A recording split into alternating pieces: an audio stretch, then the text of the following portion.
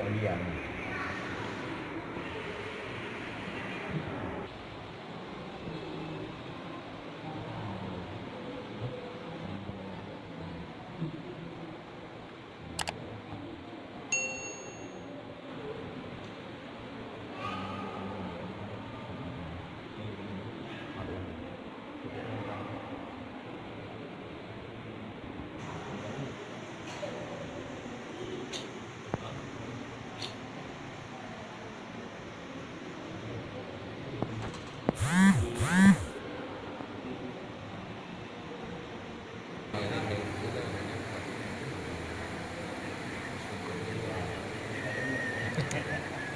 Apa?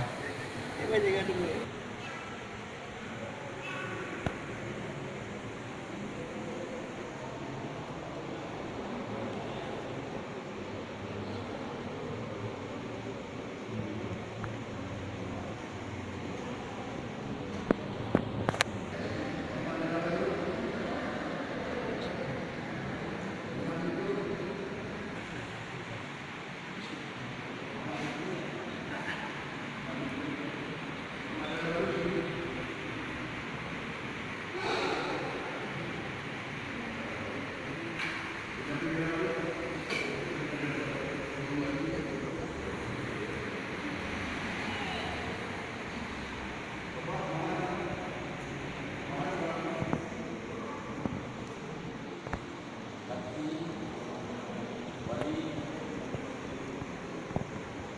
Saksi dua orang.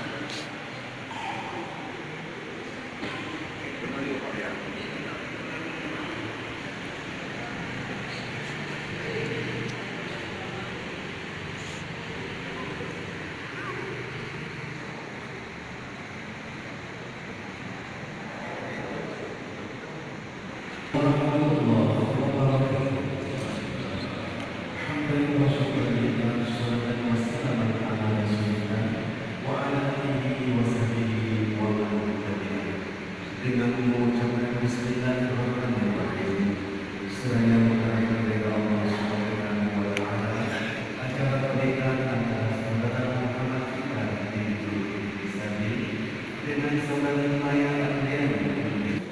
Mudah-mudahan akan ada dengan sejenak bersama-sama kami dengan anak paling suci Al-Quran yang dari kemandangan pada Allah.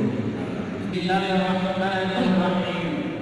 وعاشروهن بالمعروف فإن كرهتموهن فعسى أن تكرهوا شيئا ويجعل الله فيه خيرا كثيرا.